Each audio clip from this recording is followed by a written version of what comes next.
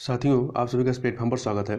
यहाँ पर हम लोग घटनाचक्र पब्लिकेशन के द्वारा जो दृष्टि 2021 नाम से करंट अफेयर की मैगजीन निकाली गई है, जिसमें 1 सितंबर 2020 से लेकर 30 सितंबर 2021 तक के करंट अफेयर को कवर किया गया है, जो आपके आगामी सभी परीक्षाओं के लिए काफ़ी महत्वपूर्ण है। जैसे मुख्यतः यह जो आपकी पीसीएस 2021 की 24 अक्टूबर को परीक्षा होने वाली है, उसके लिए काफ़ी महत्वपूर्ण है। तो यहाँ पर इस वीडियो में हम लोग आर्थिक प्रदेश से संबंधित जो महत्वपूर्ण घटनाक्रम है, जिसमें आपका केंद्र सरकार या केंद्र की जो बजट है, केंद्र की आर्थिक समीक्षा है, उसी प्रकार से उत्तर प्रदेश की बजट और उत्तर प्रदेश की आर्थिक समीक्षा और अन्य जो आर्थिक प्रदेश से संबंधित घटनाक्रम हो, उनको यहाँ पर हम लोग इस वीडियो में देखेंगे। तो आगे बढ़ने से पहले आप लोगों को मैं ये बता देना चाहता हूँ कि ये जो दृष्टि 2021 है, इसको मेरा प्रयास है कि इस वीडियो के बाद अन्य 4 वीडियो के तहत मैं इस पूरे बुक को समाप्त कर सकूँ। तो चलिए प्रारंभ करते हैं इसको। यहाँ से पहला है राष्ट्रीय मुद्रीकरण पाइपलाइन, NMP अर्थात नेशनल मॉनेटाइजेशन पाइपलाइन। तो देखिए 23 अगस्त 2021 को केंद्रीय वित्त और कॉर्पोरेट कार्य मंत्री निर्मला सीतारमण द्वारा राष्ट्रीय मुद्रीकरण पाइपलाइन इसका खंड 1 या वॉल्यूम 1 और वॉल्यूम 2 का शुभारंभ किया गया। यह जो है केंद्रीय मंत्रालयों और सार्वजनिक क्षेत्र के उपक्रमों की परिसंपत्तियों के मुद्रीकरण की पाइपलाइन है। यह पाइपलाइन नीति आयोग द्वारा अवसंरचना से संबंधित मंत्रालयों के परामर्श से विकसित की गई है, जो केंद्रीय बजट 2021-22 के तहत परिसंपत्ति मुद्रीकरण से जुड़े अधिदेश पर आधारित है। राष्ट्रीय मुद्रीकरण पाइपलाइन के तहत वित्तीय वर्ष 2022 से लेकर के वित्तीय वर्ष 2025 तक, ठीक है, कुल 4 वर्ष 22 से लेकर वित्तीय वर्ष 2025 तक की 4 साल की अवधि में केंद्र सरकार की मुख्य परिसंपत्तियों के माध्यम से कुल 6 लाख करोड़ रुपए की मुद्रीकरण क्षमता का अनुमान लगाया गया है। यह अनुमानित मूल्य केंद्र द्वारा राष्ट्रीय अवसंरचना पाइपलाइन NIP के अंतर्गत प्रस्तावित परिव्यय जो 43 लाख करोड़ रुपए का है, उसका लगभग 14% है, जिसमें 12 से ज़्यादा संबंधित मंत्रालय और 20 से ज़्यादा संपत्ति श्रेणियां इसमें शामिल हैं।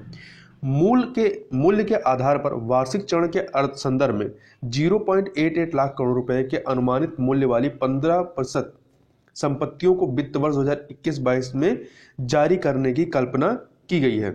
इसमें आपके इन जो शामिल संपत्ति श्रेणियां, इसमें सड़क है, बंदरगाह, हवाई अड्डे, रेलवे, वेयर हाउसिंग, गैस और पेट्रोलियम उत्पाद पाइपलाइन है, बिजली उत्पादन है और पारेषण है, खनन, दूरसंचार, स्टेडियम इत्यादि परिसंपत्तियां इसके तहत शामिल हैं।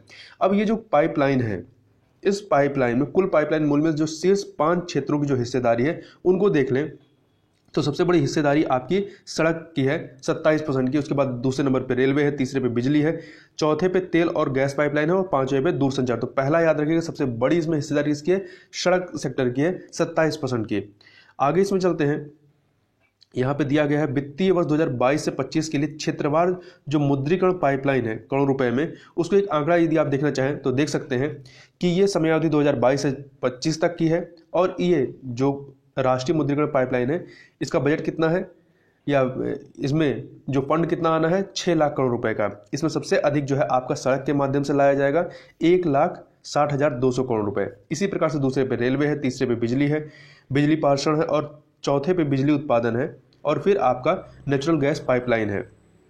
इस तरह से चीज़ें यहाँ पर बांटी गई हैं। आगे चलते हैं हरित कर के बारे में या ग्रीन टैक्स के बारे में बात करें तो 25 जनवरी 2021 को केंद्रीय सड़क परिवहन और राजमार्ग मंत्रालय भारत सरकार द्वारा पर्यावरण को प्रदूषित करने वाले पुराने वाहनों पर हरित कर ग्रीन टैक्स लगाए जाने को मंजूरी प्रदान की है। हरित कर वसूलते समय निम्नलिखित बातों पर ध्यान दिया जाएगा। कौन कौन सी बातें, इसको देख लीजिए। पहला है 8 वर्ष से अधिक पुराने मालवाहक वाहनों पर। तो ये पुराने मालवाहक वाहनों की बात हो रही है, पर यह कर लगाया जाएगा उन्हें जो 8 वर्ष से अधिक पुराने मालवाहक हैं, उन्हें यह कर जो है पथकर अर्थात रोड टैक्स के 10 से 25% की दर से देना होगा। दूसरा, निजी वाहनों के संदर्भ में यह कर 15 वर्ष बाद पंजीकरण प्रमाण के नवीनीकरण के समय लिया जाना प्रस्तावित है। वहीं सार्वजनिक परिवहन के वाहनों जैसे सिटी बसों पर यह जो है कर कम दर से लगाया जाएगा। और वहीं अत्यधिक प्रदूषित शहरों में पंजीकृत वाहनों के लिए अधिक हरित कर पथकर का 50% वसूला जाएगा। इसके अतिरिक्त ईंधन तथा पेट्रोल और डीजल और वाहनों के प्रकार के आधार पर भी अलग अलग प्रकार के हरित कर लगाए जाएंगे। और यहाँ पे ध्यान देने वाली मुख्य बातें क्या हैं कि ट्रैक्टर, हार्वेस्टर, टिलर आदि कृषि कार्यों में प्रयुक्त होने वाले वाहनों को इस कर के दायरे से बाहर रखा जाएगा, मतलब इन पे ग्रीन टैक्स नहीं लगाया जाएगा। तो ये महत्वपूर्ण प्रश्न बन सकता है, किस पे ग्रीन टैक्स लगाया जाएगा, किस पे नहीं लगाया जाएगा। और वहीं हाइब्रिड इलेक्ट्रॉनिक वाहनों और वैकल्पिक ईंधनों जैसे कि सीएनजी, एथेनॉल, एलपीजी आदि से चलने वाले वाहनों को भी इस कर से मुक्त रखा जाएगा। आगे बात कर लेते हैं केंद्रीय बजट 2021-22 की। तो 1 फरवरी 2021 को संसद में वित्त मंत्री निर्मला सीतारमण द्वारा वित्त वर्ष 2021-22 के लिए कुल 34.83 लाख, आंकड़ा याद रखिएगा, 34.83 लाख करोड़ रुपए का बजट प्रस्तुत किया गया है। इस 34.83 लाख करोड़ रुपए में 5.5 लाख करोड़ रुपए नए परिसंपत्तियों के सृजन पर खर्च होंगे। आगे बात करते हैं इसमें केंद्रीय वित्त एवं कॉर्पोरेट कार्य मंत्री सीतारमण द्वारा 1 फरवरी 2021 को संसद में पेश केंद्रीय बजट 2021-22 में आत्मनिर्भर भारत का विजन प्रस्तुत किया गया है। जो ये बजट प्रस्ताव जो है 6 पिलर्स पर आधारित है। अब ये 6 पिलर महत्वपूर्ण है, इनके नाम याद रखिएगा। पहला है स्वास्थ्य एवं खुशहाली, हेल्थ एंड वेलबींग। दूसरा है भौतिक एवं वित्तीय पूंजी तथा अवसंरचना, physical and financial capital and infrastructure. दूसरा है आकांक्षी भारत के लिए समावेशी विकास, inclusive development for aspirational India. चौथा है मानव पूंजी को पुनः ऊर्जावान बनाना, रीइनिग्रेटिंग ह्यूमन कैपिटल। पांचवा है नवाचार एवं अनुसंधान तथा विकास, innovation and research and development. छठा है न्यूनतम सरकार तथा अधिकतम शासन, minimum government and maximum governance. तो ये 6 पिलर हैं जिन पर ये आपका आधारित है। यहाँ आगे पहले देखते हैं स्वास्थ्य के प्रति समग्र, इसको छोड़ दीजिए। वर्ष 2021-22 के बजट अनुमान में कोविड-19 वैक्सीन हेतु 35,000 करोड़ रुपए का प्रस्ताव है।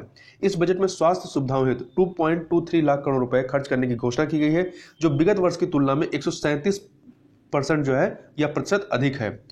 कुल प्राप्तियों को यदि राजस्व और पूंजीगत प्राप्तियों में बांटा जाए तो कुल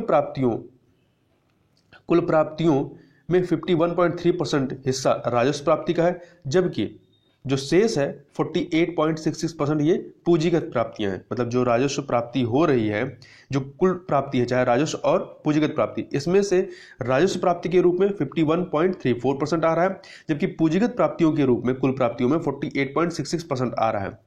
इसी तरह कुल व्यय में 84.09% जो है वो राजस्व खाते पर व्यय हो रहा है, जबकि मात्र 15.91% जो है पूंजी खाते पर व्यय करने का अनुमान इसमें व्यक्त किया गया है।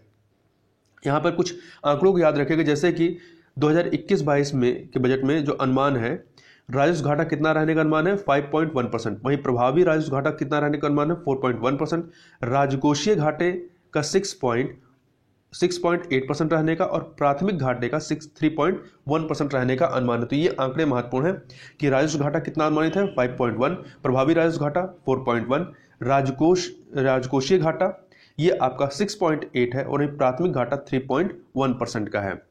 अब आगे चलते हैं। यहाँ पे जो बजट 2021-22 में जो व्यय के महत्वपूर्ण घटक हैं, किन क्षेत्रों में सबसे अधिक पैसा खर्च किया जा रहा है, व्यय होगा, उसमें एक बार आप ऐसे देख लीजिए कि सर्वाधिक जो पैसा हमारा वो ब्याज अदायगी में 20% जाता है। दूसरे नंबर पे करों और शुल्कों में राज्यों की जो हिस्सेदारी हो, इस रूप में राज्यों को जो अंतरण किया जाता है पैसा, वो दूसरे नंबर पे है 16%। तीसरे नंबर पे केंद्रीय क्षेत्र की योजनाओं को जो बजट दिया जाता है वो तीसरे नंबर पे है सर्वाधिक व्यय में। तो सबसे अधिक आपका पैसा जाता है ब्याज अदायगी में, फिर करों और शुल्कों में राज्यों की हिस्सेदारी के रूप में, तीसरा है केंद्रीय क्षेत्र की योजना के रूप में।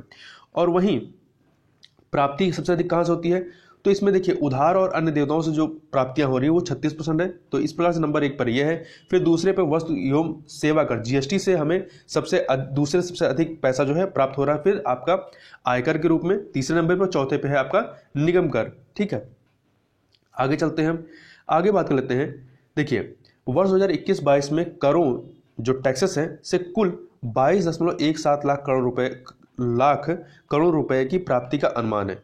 इसमें से लगभग 49.98% प्रत्यक्ष करों के रूप में, ठीक है, जबकि शेष 50.02% जो है वो अप्रत्यक्ष करों के रूप में प्राप्ति का अनुमान है। मतलब हमें इनडायरेक्ट टैक्सेस के रूप में अधिक प्राप्तियां होती हैं।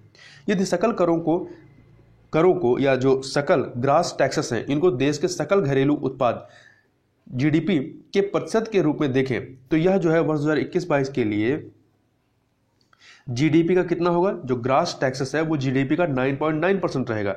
इसी तरह वर्ष 2021-22 के लिए प्रत्यक्ष कर जो है, प्रत्यक्ष कर जीडीपी का 4.9% और जबकि अप्रत्यक्ष कर जीडीपी का 5% अनुमानित है।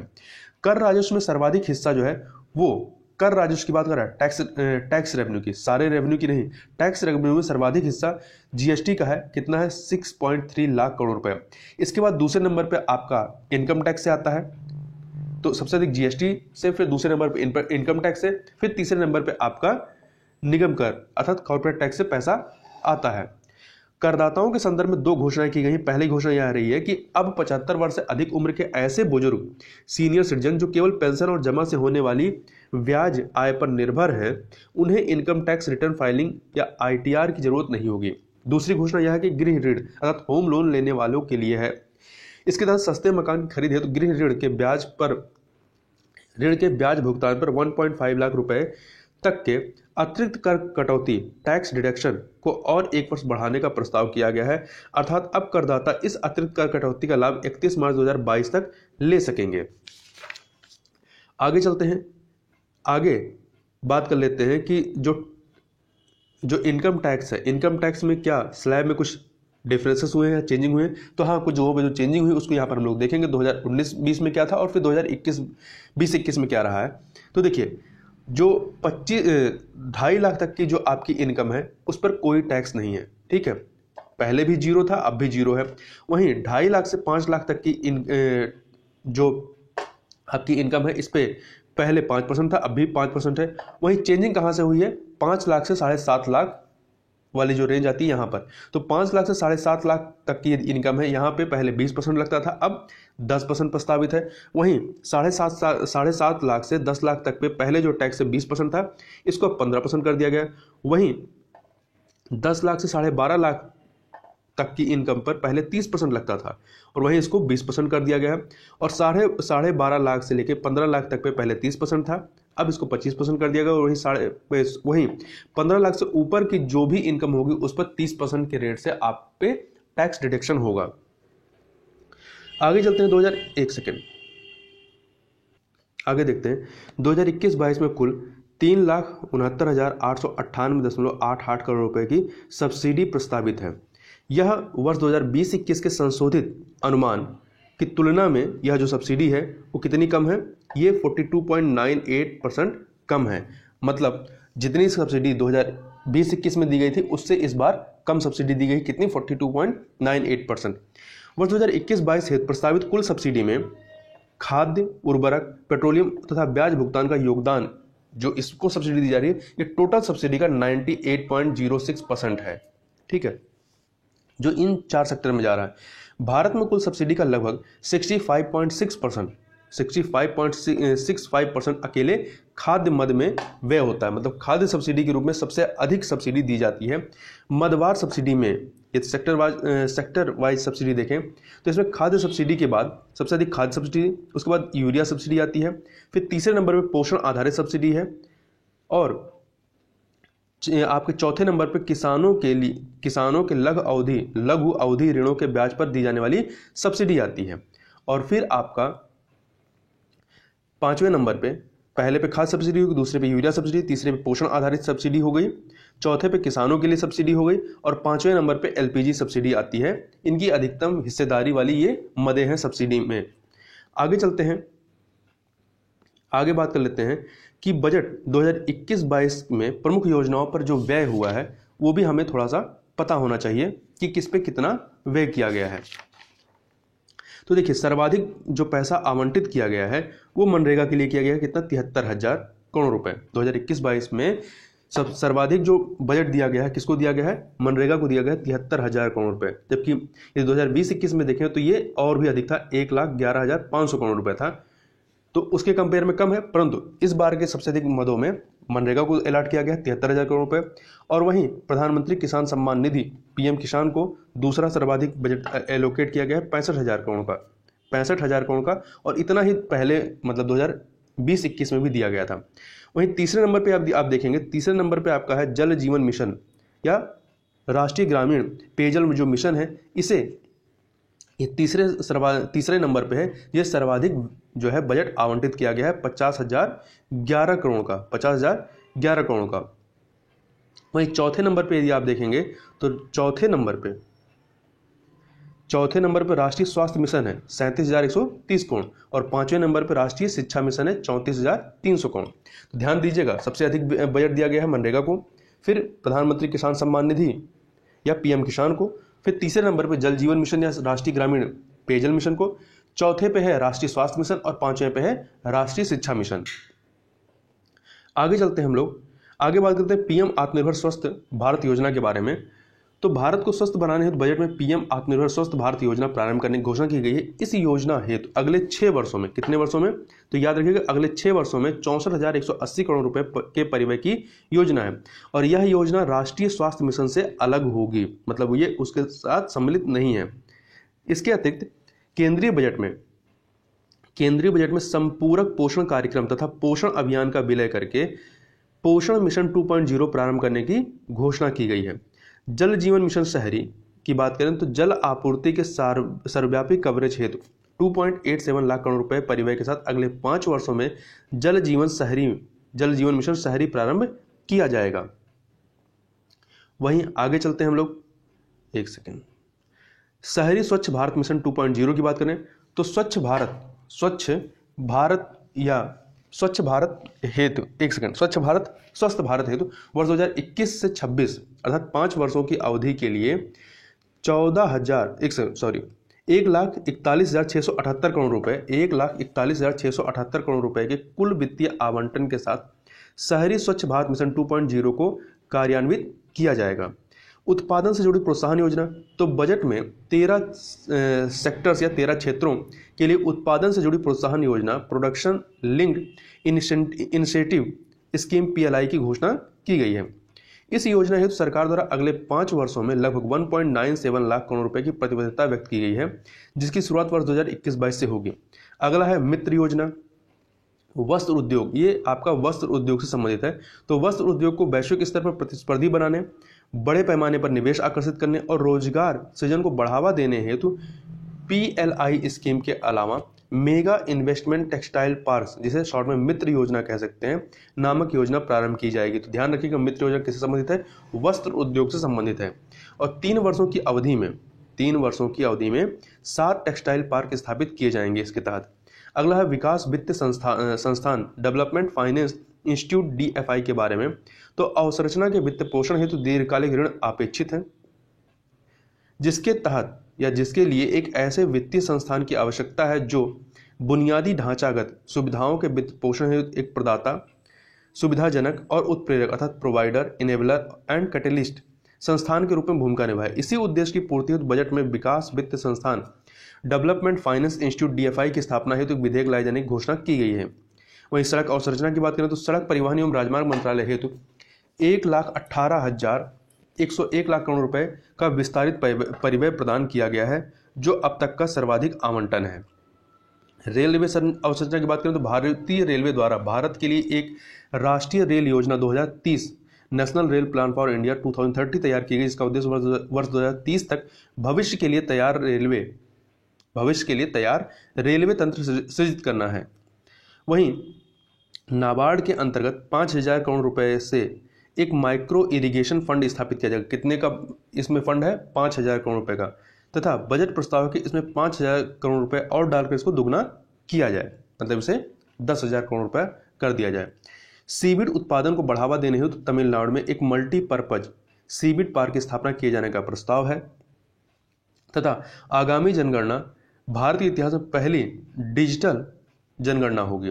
वहीं वित्त विधेयक के माध्यम से भारत की आकस्मिकता निधि को 500 करोड़ रुपए से बढ़ाकर 30,000 करोड़ रुपए किए जाने का प्रावधान किया गया है। तो ये भी महत्वपूर्ण है कि भारत की आकस्मिकता निधि को कितना किया जा रहा है, 500 करोड़ रुपए से 30,000 करोड़ रुपए।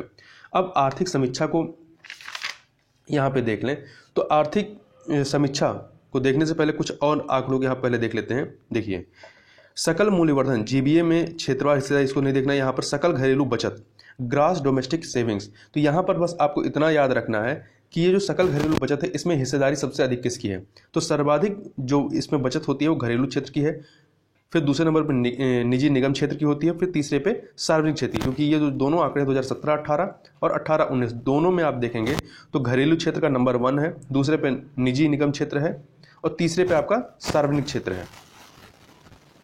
अब आते हैं हम लोग आर्थिक समीक्षा पे।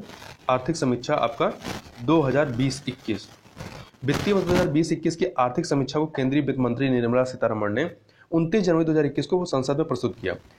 आईएमएफ के अनुसार या आईएमएफ के आकलन के अनुसार वर्ष 2020 में वैश्विक आर्थिक उत्पादन में 3.5% की कमी दर्ज की गई, जबकि विश्व बैंक के अनुसार यह आंकड़ा 4.3% का रहा है। भारत ने अर्थव्यवस्था में सुधार के लिए 4 आयामों वाली रणनीति 4 पिलर स्ट्रेटजी को अपनाया है, जिसमें पहला है महामारी पर नियंत्रण, दूसरा है राजकोषीय, तीसरा है वित्तीय और चौथा है आपका दीर्घकालीन संरचनात्मक सुधार। राष्ट्रीय सांख्यिकी कार्यालय के अग्रिम अनुमान के अनुसार भारत की वास्तविक जीडीपी वित्त वर्ष 2020-21 में -7.7% रही है। कितना? -7.7% रही है। वहीं वित्त वर्ष 2021-22 में भारत की वास्तविक जीडीपी की विकास दर 11% जो है ये अनुमानित है, तथा सांकेतिक जीडीपी की समृद्धि दर 15.4% रहेगी, जो स्वतंत्रता प्राप्ति के बाद सर्वाधिक होगी। वहीं वित्त वर्ष 2020-21 में कृषि की विकास दर 3.4% आंकलित की गई थी। ठीक है, 3.4% आंकलित की गई थी। वहीं जो अन्य सेक्टर हैं जैसे कि आपका उद्योग सेक्टर और सेवा क्षेत्र, यहाँ पे उद्योग सेक्टर में 9.6% की और सेवा सेक्टर में 8.8% की कमी होने का अनुमान व्यक्त किया गया है। तो देखिए केवल कृषि सेक्टर ही था जहाँ पे विकास हुआ है, मतलब पॉजिटिव ग्रोथ है 3.4% की, जबकि उद्योग क्षेत्र और सेवा क्षेत्र यहाँ पे निगेटिव विकास दर रही है। वित्त वर्ष 2020-21 के दौरान भारत जो है निवेश के लिए सबसे पसंदीदा राष्ट्र रहा है। विश्व के उभरते बाजारों में भारत एकमात्र ऐसा देश रहा है जिसे वर्ष 2020 में इक्विटी के रूप में FII फॉरेन इंस्टीट्यूशनल इन्वेस्टमेंट प्राप्त हुआ है।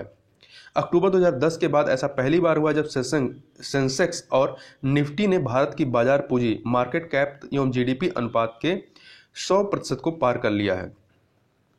आर्थिक समीक्षा 2020-21 के अनुसार सार्वजनिक स्वास्थ्य सेवा खर्च जो है वो जीडीपी के 1% से बढ़ाकर 2.5 से 3% होने से स्वास्थ्य देखभाल पर लोगों द्वारा किया जाने वाला खर्च जो है वो 65% से घट करके 35% हो जाने का अनुमान इसमें बताया गया है। अब यहाँ पर जो प्रमुख फसलें हैं उनके हम लोग शीर्ष 3 उत्पादक राज्यों को एक बार देख लेते हैं। ये 2019-20 के आंकड़े हैं। तो सबसे पहले चावल की बात कर लेते हैं। चावल के मुख्य उत्पादन में नंबर 1 पे पश्चिम बंगाल है, फिर उत्तर प्रदेश, फिर तीसरे पे पंजाब है। गेहूं में उत्तर प्रदेश नंबर 1 पर है, दूसरे पे मध्य प्रदेश, तीसरे पे पंजाब है। मक्का उत्पादन में देखें तो कर्नाटक नंबर 1 पर है, वहीं मध्य प्रदेश दूसरे पे है, तेलंगाना तीसरे पे है। कुल मोटे अनाज में राजस्थान नंबर 1 पर है और कर्नाटक दूसरे पे है, मध्य प्रदेश तीसरे पे है। वहीं आगे चलते हैं तो अरहर या तूर की जो दाल होती है इसका सबसे अधिक उत्पादन आपका कर्नाटक करता है, दूसरे नंबर पर महाराष्ट्र, तीसरे नंबर पर उत्तर प्रदेश है। और यदि कुल दालों की बात करें तो कुल दालों में राजस्थान नंबर 1 पर है, फिर महाराष्ट्र दूसरे पे है और मध्य प्रदेश तीसरे पे है। देखिए कुल मोटे अनाज में भी राजस्थान आपका पहले पे है और कुल दालों के उत्पादन में भी राजस्थान पहले नंबर पे है। वहीं चना के उत्पादन में राजस्थान नंबर 1 पे, महाराष्ट्र दूसरे पे और मध्य प्रदेश तीसरे पे, तो ये दोनों ही सेम ही है। कुल खाद्यान्न उत्पादन में उत्तर प्रदेश नंबर 1 पे, मध्य प्रदेश दूसरे पे और पंजाब आपका तीसरे पे आता है। मूंगफली उत्पादन में गुजरात नंबर 1 पे, राजस्थान दूसरे पे, तमिलनाडु तीसरे पे है। रेपसीड और सरसों के उत्पादन में राजस्थान आपका नंबर 1 पर है, हरियाणा दूसरे पे है और उत्तर प्रदेश तीसरे पे है। वहीं सोयाबीन के उत्पादन में मध्य प्रदेश नंबर 1 पे है, महाराष्ट्र दूसरे पे और राजस्थान तीसरे पे है। और कुल तिलहन की बात करेंगे तो कुल तिलहन में राजस्थान नंबर 1 पर है, गुजरात नंबर 2 पे है और मध्य प्रदेश तीसरे पे। तो यहाँ ध्यान दीजिएगा, चाहे कुल मोटे अनाज की बात करें, चाहे आप कुल दालों की बात करें या कुल तिलहन की बात करें, तो राजस्थान जो है नंबर 1 पर है। केवल कुल खाद्यान्न में ही उत्तर प्रदेश नंबर 1 पर है।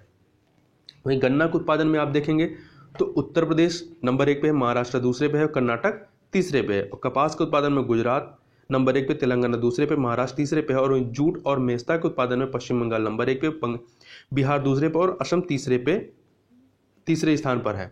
अब हम लोग शीर्ष आयात की गई वस्तुएं की यदि बात करें 2020-21 की यदि हम लोग यहाँ पर देखते हैं तो देखिए सबसे अधिक जो हम आयात कर रहे हैं उसमें नंबर 1 पे आपका पेट्रोलियम क्रूड है। कुल आयात का अकेले 14.3% जो है हम लोग पेट्रोलियम क्रूड कुल उत्पादन में आयात में इसकी सबसे बड़ी हिस्सेदारी है पेट्रोलियम क्रूड की। दूसरे नंबर पे पेट्रोलियम उत्पाद है जिसका हम लोग आयात कर रहे हैं। तीसरे नंबर पर स्वर्ण है, चौथे पे दूरसंचार उपकरण है और पांचवें पे कोयला, कोक और ब्रिकेट्स इत्यादि हैं। अब देखते हैं सबसे अधिक आयात हम किन देशों से कर रहे हैं। जो आयात की दृष्टि से शीर्ष 5 देश हैं उनमें नंबर 1 चीन है, जहां से जितना हमारा टोटल आयात हो रहा है उस आयात का 17.7% अकेले हम लोग चीन से आयात कर रहे हैं। दूसरे नंबर पर संयुक्त राज्य अमेरिका है, तीसरे पे संयुक्त अरब अमीरात है, चौथे पे हांगकांग है और पांचवें पे आपका सऊदी अरब है। अब निर्यात देखते हैं हम लोग किसको, मतलब कौन सी चीजें सर्वाधिक निर्यात कर रहे हैं और किसको निर्यात कर रहे हैं। निर्यात के देश से शीर्ष जो 5 देश हैं वो नंबर 1 पर संयुक्त राज्य अमेरिका, मतलब सबसे अधिक निर्यात हम संयुक्त राज्य अमेरिका कर रहे हैं और सबसे अधिक ले कहां से रहे हैं, चीन से। जितना हम लोग निर्यात कर रहे हैं उसका 18% अकेले हम लोग अमेरिका को निर्यात करते हैं। दूसरे नंबर पे चीन है, तीसरे पे संयुक्त अरब अमीरात है। ठीक है, तो संयुक्त अरब अमीरात आयात के दृष्टि से भी तीसरे नंबर पे है और निर्यात के दृष्टि से भी तीसरे नंबर पे है। हांगकांग चौथे पे है, तो हांगकांग भी आपका आयात के दृष्टि से चौथे पे है और निर्यात के दृष्टि से भी चौथे पे है। और वहीं पांचवें पे आपका सिंगापुर है निर्यात के दृष्टि से। अब देखते हैं शीर्ष निर्यात की वस्तुएं क्या रही हैं। तो सर्वाधिक हम लोग निर्यात किसका करते हैं, पेट्रोलियम उत्पाद का। यह हमारे कुल निर्यात का 8.8% है। वहीं दूसरे नंबर पर औषध निर्माण और जैविक है, तीसरे नंबर पर मोती, बहुमूल्य, अर्ध बहुमूल्य पत्थर है, वहीं चौथे नंबर पर लौह एवं इस्पात है और पांचवें नंबर पर इलेक्ट्रॉनिक मशीनरी और उपकरण है। अब हम लोग बात कर लेते हैं उत्तर प्रदेश बजट 2021-22 की। तो 22 फरवरी 2021 को उत्तर प्रदेश सरकार के वित्त मंत्री सुरेश खन्ना द्वारा वित्तीय वर्ष 2021-22 के लिए कुल 5,50,270.78 करोड़ रुपए का बजट पेश किया गया, जो विगत वर्ष के बजट अनुमान का 7.29% और संशोधित अनुमान का 32.68% अधिक है। उत्तर प्रदेश सरकार के बजट इतिहास का यह पहला डिजिटल बजट है तथा वर्तमान सरकार का 5वां पूर्ण बजट है। इस बजट के माध्यम से वित्त मंत्री ने आत्मनिर्भर भारत की विजन को साकार करने हेतु आत्मनिर्भर उत्तर प्रदेश के विकास मंत्र पर कार्य करने का लक्ष्य रखा है। आत्मनिर्भर उत्तर प्रदेश की अवधारणा 4 पिलर्स पर आधारित, जैसे कि केंद्र वाले में भी 4 पिलर था, यहाँ पे भी 4 पिलर है। कौन कौन से? पहला है अवस्थापना विकास, दूसरा है जनस्वास्थ्य, तीसरा है मानव संपदा एवं सामाजिक सांस्कृतिक विकास और चौथा है कृषि एवं संबद्ध क्रियाकलापों का विकास है। आगे चलते हैं हम लोग। आगे है वर्ष 2021-22 में राजकोषीय घाटा जो है वो सकल राज्य घरेलू उत्पाद GSDP का कितना रहा है, 4.17% है। ठीक है, तो 2021-22 में राजकोषीय घाटा आपके सकल राज्य घरेलू उत्पाद का 4.17% रहा है। वहीं कर राजस्व का सकल राज्य घरेलू उत्पाद के साथ अनुमान ये देखें तो वर्ष 2021-22 के बजट में 14.1% अनुमानित है। अब उत्तर प्रदेश बजट 2021-22 की जो प्रमुख घोषणाएं हैं उनकी यदि बात करें तो किसानों के उत्थान तथा उनकी आय दोगुनी करने के उद्देश्य से वर्ष 2021-22 से आत्मनिर्भर कृषक समन्वित विकास योजना क्रियान्वित की जाएगी तथा इसके अतिरिक्त असंगठित क्षेत्र के श्रमिकों को सुलभ चिकित्सा सुविधा उपलब्ध कराने हेतु मुख्यमंत्री जन आरोग्य योजना प्रारंभ की जा रही है, जिसके लिए बजट में 100 करोड़ रुपए की व्यवस्था प्रस्तावित है। वहीं मुख्यमंत्री जन आरोग्य योजना के तहत राज्य के किसानों को भी शामिल किया गया है, क्योंकि इनको भी असंगठित क्षेत्र का ही माना जाता है।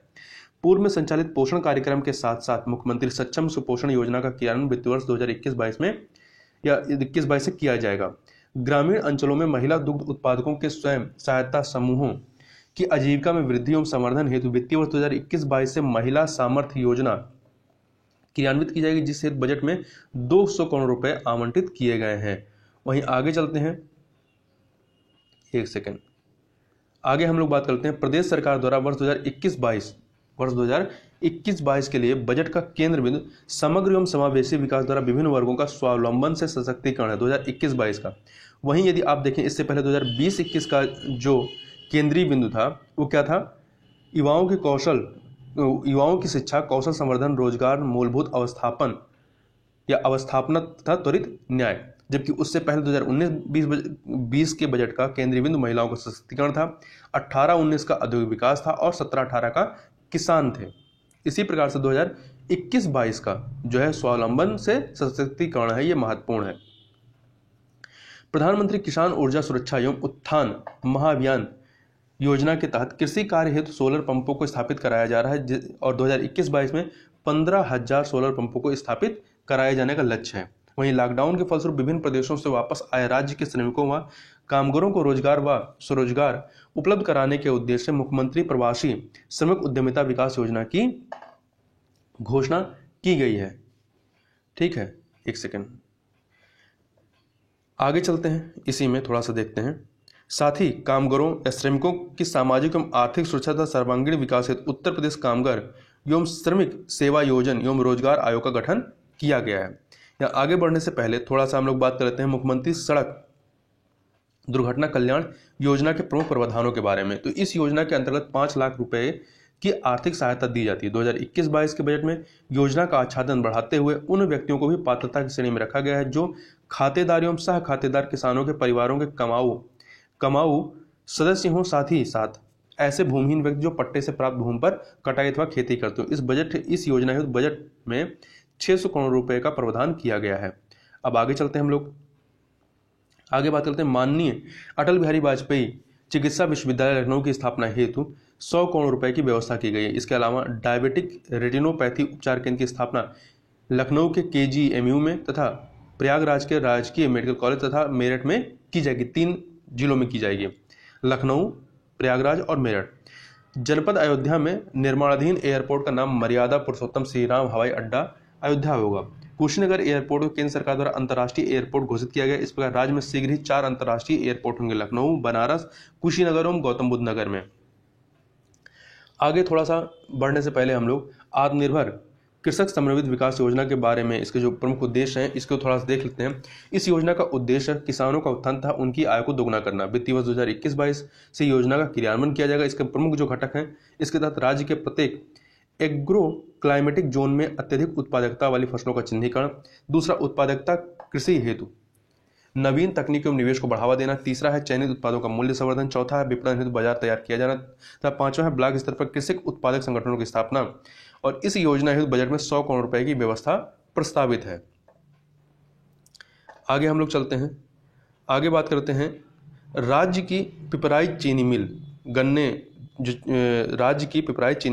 गन्ने के रस से सीधे एथेनॉल बनाने वाली उत्तर भारत की पहली चीनी मिल होगी। तो ध्यान रखिएगा, पिपराई चीनी मिल कहां पर अवस्थित है, तो उत्तर प्रदेश में अवस्थित है। वैश्विक स्तर पर भारत सर्वाधिक दुग्ध उत्पादक देश है तथा देश में दुग्ध उत्पादन के क्षेत्र में उत्तर प्रदेश का प्रथम स्थान है। और यदि हम लोग बात करें प्रति व्यक्ति दुग्ध उत्पादक उपलब्धता की, तो ये 371 ग्राम रही है। भारत सरकार द्वारा 21 नवंबर 2020 को आयोजित विश्व मत्स्यिकी दिवस 2020 के अवसर पर राज्य को वेस्ट इनलैंड स्टेट हेतु प्रथम पुरस्कार दिया गया है। वहीं कृषि क्षेत्र के बाद हथकरघा उद्योग राज्य का सर्वाधिक रोजगार प्रदान करने वाला विकेंद्रीकृत कुटीर उद्योग है।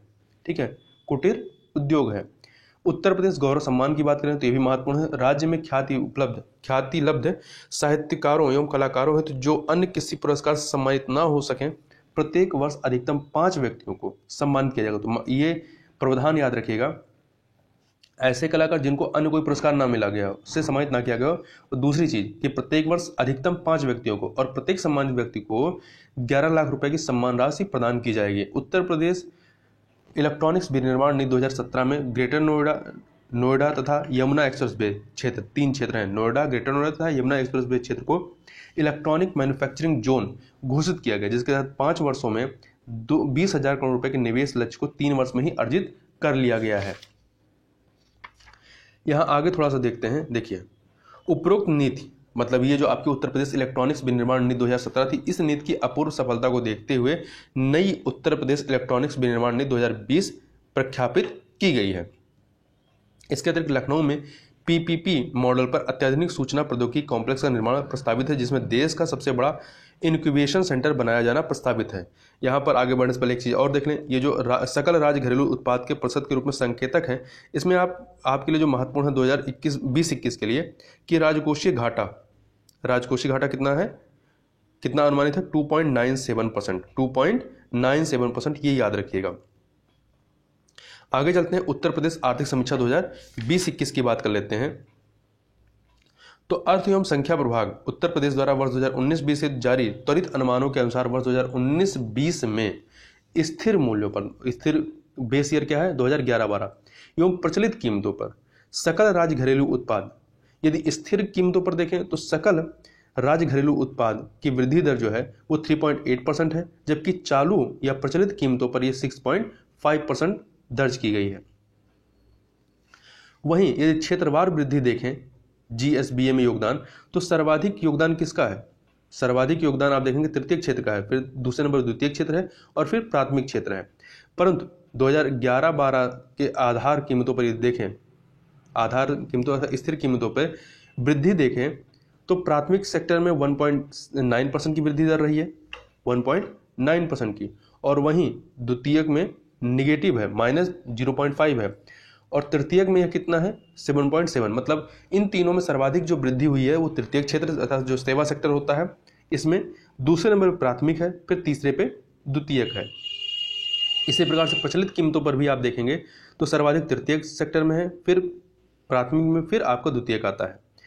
वर्ष 2019-20 के त्वरित अनुमानों के अनुसार राज्य की निवल राज्य घरेलू उत्पाद के संदर्भ में प्रचलित कीमतों पर प्रति व्यक्ति आय वर्ष 2012-13 के 35,812 रुपए से बढ़ करके यह 2019-20 में कितनी हो गई? 65,704 करोड़ रुपए हो गई है। वहीं यदि आप इसको स्थिर कीमतों 2011-12 की स्थिर कीमतों पर देखें तो 2012-13 में यह 32,908 रुपए थी, यह अब 2019-20 में बढ़ करके 44,618 रुपए हो गई, 44,618 रुपए हो गई है।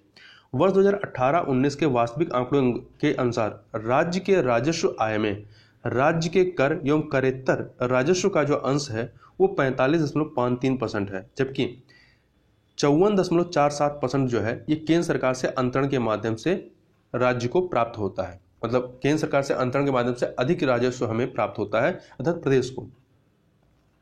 वित्तीय वर्ष 2019-20 के पुनरीक्षित अनुमानों के अनुसार राज्य के स्वयं के कर राजस्व में जीएसटी की हिस्सेदारी लगभग कितनी है? 39.5% है। आगे चलते हैं, एक सेकेंड आगे बात करते हैं। मानव वन्यजीव संघर्ष को आपदा घोषित करने वाला उत्तर प्रदेश जो है देश का प्रथम राज्य है, तो ये महत्वपूर्ण फैक्ट है। और वहीं राज्य में बाघों की संख्या वर्ष 2014 में जहां 117 थी, ये बढ़कर 2018 में 173 हो गई है, 173 हो गई है। पशुधन कुक्कुट को छोड़ करके संदर्भ में उत्तर प्रदेश देश में प्रथम स्थान पर है, और जहां देश के कुल पशुधन का 13.4% यहाँ पर रहता है। वहीं कुक्कुट के क्षेत्र में उत्तर प्रदेश का योगदान 2.56% है। वैश्विक स्तर पर भारत मत्स्य उत्पादन में द्वितीय स्थान पर, जबकि झींगा उत्पादन में प्रथम स्थान पर है, जहां कुल मत्स्य उत्पादन का लगभग 6.30% उत्पादन होता है। पहले नंबर पर आपका चाइना है। आंध्र प्रदेश व पश्चिम बंगाल के पश्चात, आंध्र प्रदेश नंबर 1 पे, दूसरे पश्चिम बंगाल के पश्चात मत्स्य उत्पादन में उत्तर प्रदेश का तीसरा स्थान है, तो महत्वपूर्ण फैक्ट याद रखिएगा। राज्य स्तर पर जन्म दर वर्ष 2009 के 28.7 से गिर करके वर्ष 2018 में ये 25.6 पर आ गई है, और वहीं मृत्यु दर घट करके 8.2 से घट करके यह 6.6 हो गई है 2018 में। इससे प्राकृतिक वृद्धि दर में 1.5 प्रति हजार की कमी दर्ज की गई है। शिशु मृत्यु दर के मामले में राज्य ने उल्लेखनीय उपलब्धि प्राप्त की है। वर्ष 2009 में यह 63, राज्य शिशु मृत्यु दर में 2009 में यह 63 से कम होकर 2018 में 63 से 43 मतलब 20 की कटौती हुई है या गिरावट हुई है, तो 43 प्रति हजार जीवित जन्म पर आ गई है। किंतु अभी भी राज्य जो है शिशु मृत्यु दर के मामले में देश के बड़े राज्यों में मध्य प्रदेश जहां पे 48 प्रति हजार है के पश्चात दूसरे नंबर पे उत्तर प्रदेश का ही स्थान है। राजकोषीय घाटे का जीएसडीपी से प्रस्तावित या से प्रतिशत वर्ष 2015-16 में 2.63% के स्तर पर था, जो 2018-19 में घट करके कितना हो गया? 2.38% के स्तर पर रह गया है। मतलब जो राजकोषीय घाटा है कितना है? 2.38% पर रहा है। उत्तर प्रदेश किसानों को देय अनुदान का भुगतान डीबीटी के माध्यम से करने तथा मंडी अधिनियम में संशोधन करने वाला देश का पहला राज्य बन गया है। वहीं स्वच्छ भारत मिशन ग्रामीण के अंतर्गत उत्तर प्रदेश ने देश में प्रथम स्थान प्राप्त किया है। गौरैया व अन्य पक्षियों के प्रति जागरूकता उत्पन्न करने हेतु प्रत्येक वर्ष 20 मार्च को विश्व गौरैया दिवस के रूप में मनाया जाता है। आगे चलते हैं आत्मनिर्भर भारत रोजगार योजना के बारे में। तो 12 नवंबर 2020 को केंद्र सरकार ने आत्मनिर्भर भारत पैकेज 3.0 के अंतर्गत औपचारिक क्षेत्र फॉर्मल सेक्टर में रोजगार को बढ़ावा देने एवं नए रोजगार अवसरों के सृजन को प्रोत्साहित करने के उद्देश्य से आत्मनिर्भर भारत रोजगार योजना की घोषणा की गई थी। 9 दिसंबर 2020 को प्रधानमंत्री की अध्यक्षता में केंद्रीय मंत्रिमंडल ने आत्मनिर्भर भारत रोजगार योजना को मंजूरी दी। पूरी योजना अवधि वर्ष 2020 से 2023 के लिए 22,810 करोड़ रुपए के व्यय की अनुमति दी गई है। यह योजना नए कर्मचारियों को रोजगार देने तथा कोविड-19 महामारी के दौरान नौकरी गंवाने वाले निम्न आय वर्ग के व्यक्तियों को पुनः नियोजित करने वाले नियोक्ताओं को प्रोत्साहित करने का प्रस्ताव करती है। आगे चलते हैं। यह योजना जो है 1 अक्टूबर 2020 से प्रारंभ मानी जाएगी तथा आत्मनिर्भर भारत रोजगार योजना की अवधि को 31 मार्च 2022 तक विस्तारित किया गया है। आगे बात करते हैं अर्थव्यवस्था को मजबूती हेतु राहत पैकेज की घोषणा के संबंध में। तो 28 जून 2021 को केंद्रीय वित्त और कॉर्पोरेट मामलों की मंत्री निर्मला सीतारमण द्वारा कोविड-19 महामारी की दूसरी लहर से प्रभावित विभिन्न क्षेत्रों को राहत प्रदान करने हेतु विभिन्न उपायों की घोषणा की गई है। और घोषित उपायों को निम्नलिखित 3 श्रेणियों में विभाजित किया जा सकता है। कौन कौन से? तो महामारी से आर्थिक राहत, सार्वजनिक स्वास्थ्य को सुदृढ़ बनाना, तीसरा विकास और रोजगार के लिए प्रोत्साहन।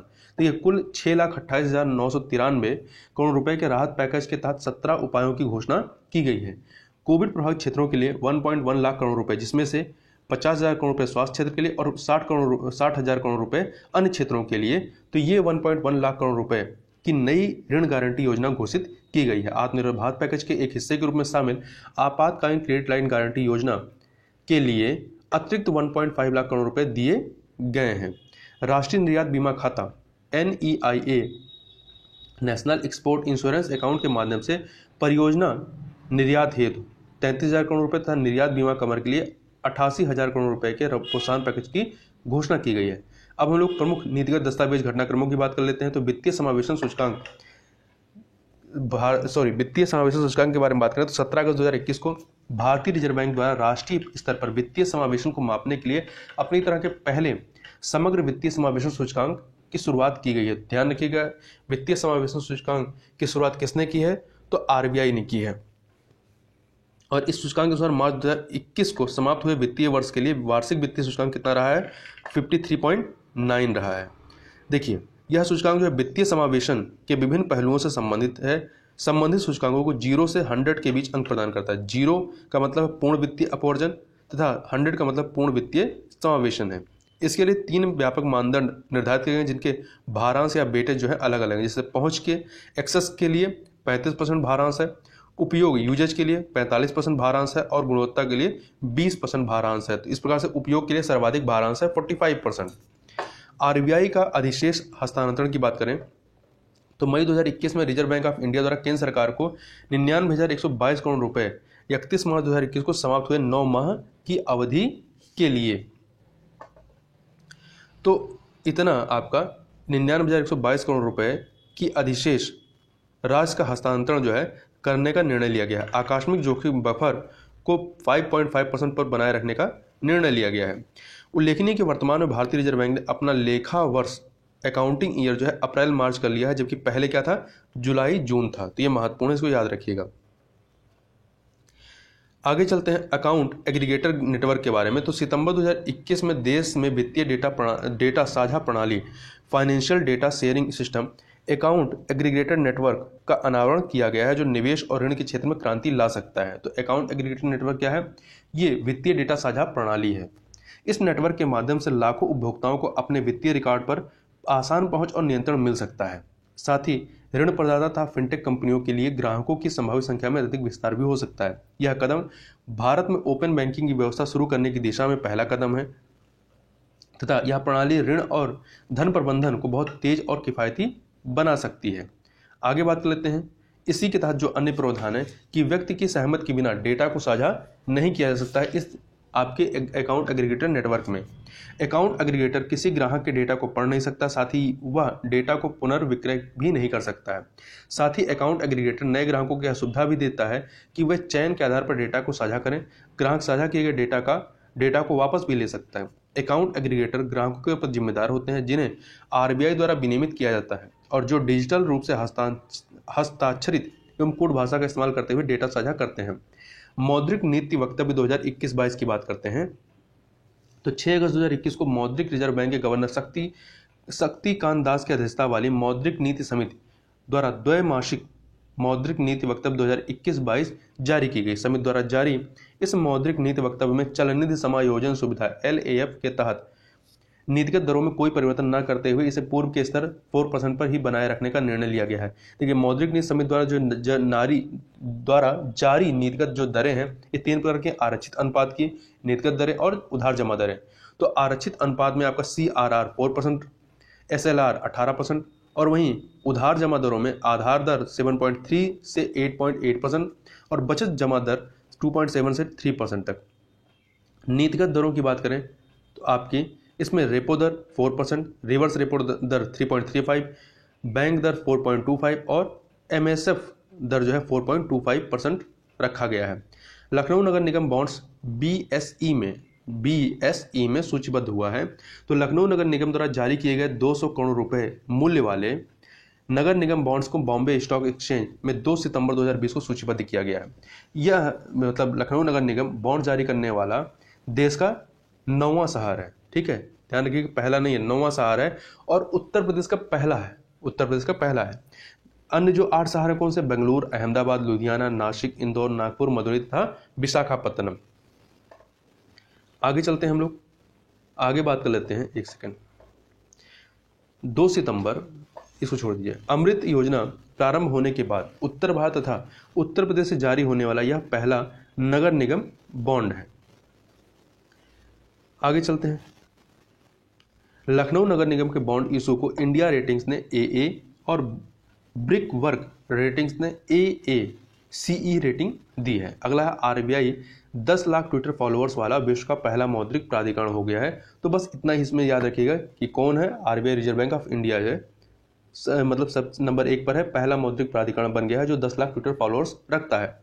दूसरे नंबर पर मैक्सको का जो वहाँ का केंद्रीकृत बैंक है, बैंको डी मैक्सको। तीसरे पे इंडोनेशिया है, चौथे पे USA है, 5वें पे यूरोजोन है। बस इतना याद रखिए और कुछ नहीं।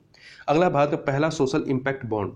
तो दिसंबर 2020 में महाराष्ट्र के पुणे जिले में स्थित पिपरी चिंचवाड़ नगर निगम ने संयुक्त राष्ट्र विकास कार्यक्रम UNDP, United Nation Development Programme के साथ भारत के प्रथम सोशल इम्पैक्ट बॉन्ड के सृजन के लिए समझौता ज्ञापन पर हस्ताक्षर किए हैं। सोशल इम्पैक्ट बॉन्ड मूल रूप से सार्वजनिक क्षेत्र या संचालन प्राधिकरण के साथ एक अनुबंध है। इसमें निश्चित क्षेत्रों में बेहतर सामाजिक परिणाम के लिए भुगतान किया जाता है और प्राप्त बचत का हिस्सा निवेशकों को दिया जाता है। देखिए, इसमें निवेश का भुगतान और रिटर्न निर्धारित सामाजिक परिणामों की प्राप्ति पर निर्भर करता है। उद्देश्यों के प्राप्त न होने पर निवेशकों को रिटर्न और मूल्यह्रास का भुगतान नहीं किया जाता है। ये बॉन्ड न्यूनतम निवेश जोखिम के साथ नागरिकों के लिए स्वास्थ्य सेवाओं को बेहतर बनाने में मुख्य भूमिका निभाते हैं। आगे चलते हैं राष्ट्रीय परिवार स्वास्थ्य सर्वेक्षण 5 के बारे में। तो इससे संबंधित महत्वपूर्ण आंकड़ों को देखते हैं। 12 दिसंबर 2020 को सार्वभौमिक स्वास्थ्य आच्छादन दिवस, यूनिवर्सल हेल्थ कवरेज डे, जो कि 12 दिसंबर को मनाया गया। इसके अवसर पर केंद्रीय स्वास्थ्य एवं परिवार कल्याण मंत्रालय द्वारा राष्ट्रीय परिवार स्वास्थ्य सर्वेक्षण 5 NFHS 5 जारी किया गया है। वर्ष 2019-20 के लिए प्रथम चरण में 17 राज्यों और 5 केंद्रशासित प्रदेशों की राष्ट्रीय पारिवारिक स्वास्थ्य स्थिति पर आधारित NFHS 5 सर्वेक्षण को जारी किया गया है। यहाँ ध्यान दीजिएगा कि अभी तक राष्ट्रीय परिवार स्वास्थ्य सर्वेक्षण के 4 चरण देश के ग्रामीण और शहरी क्षेत्रों में सफलतापूर्वक पूरे हो चुके हैं। जो पहला आया था, पहला चरण राष्ट्रीय परिवार स्वास्थ्य सर्वेक्षण प्रथम, ये आपका जो फेज 1 था ये 1992-93 में था। दूसरा फेज 1998-99, तीसरा वाला 2005 से 6, चौथा 2015 से 16 और अभी ये चौथा आया है। ठीक है, आगे चलते हैं। NFHS 5 सर्वेक्षण में कई नए क्षेत्रों को प्रमुखता दी गई है, जो इस प्रकार है। कौन कौन से नए क्षेत्रों को प्राथमिकता दी गई है? इसमें बाल टीकाकरण है, बच्चों के लिए सूक्ष्म पोषक तत्व के घटक है, तीसरा है मासिक धर्म स्वच्छता है, शराब और तंबाकू के सेवन की आवृत्ति है, गैर संचारी रोग है अर्थात नॉन कम्युनिकेबल डिजीज के अतिरिक्त घटक है। इसके अतिरिक्त 15 वर्ष और उससे अधिक आयु के सभी लोगों में उच्च रक्तचाप तथा मधुमेह को मापना। ये जो आपका NFHS है, NFHS 5 के तहत पहले चरण में जिन 22 राज्यों या केंद्रशासित प्रदेशों को सर्वे किया गया, जिसमें 17 राज्य हैं और 5 केंद्रशासित प्रदेश हैं, उनमें लगभग सभी में NFHS 4 की तुलना में कुल प्रजनन दर में कमी आई है, लगभग। ठीक है, कुल 22 राज्यों केंद्र शासित प्रदेशों में से 19 में प्रजनन दर घट करके 2.1 के स्तर पर आ गया है, 19 में, जबकि 3 राज्यों मणिपुर में 2.2, मेघालय में 2.9 और बिहार में 3.0 में यह दर जो है अभी भी 2.1 के स्तर से ऊपर है। अधिकांश राज्यों के शासित प्रदेशों में जन्म के समय लिंगानुपात या तो अपरिवर्तित रहा है या फिर उसमें वृद्धि हुई है। अधिकांश प्रदेशों में सामान्य लिंगानुपात जो है 952 या उससे अधिक है, कुछ में कम भी है। कहाँ पे? जैसे तेलंगाना, हिमाचल प्रदेश, गोवा, दादर और नगर हवेली तथा दमन एवं दीव में यह जो है 900 से नीचे है। सर्वेक्षण में शामिल राज्यों के शासित प्रदेशों में महिलाओं की अपेक्षा पुरुषों में उच्च रक्त शर्करा जो डायबिटीज है वो अधिक होने की संभावना व्यक्त की गई है। ऐसे पुरुषों का प्रतिशत केरल में 27% सबसे अधिक है, उसके बाद गोवा का स्थान आता है। तो इस प्रकार से यहाँ पर हम लोगों ने इन सारी चीज़ों को देखा। तो इस वीडियो में बस इतना ही, इससे आगे की चीज़ों को हम लोग नेक्स्ट वीडियो में करेंगे। तो इस वीडियो में बस इतना ही, मिलते हैं नेक्स्ट वीडियो में, तब तक के लिए बहुत बहुत धन्यवाद।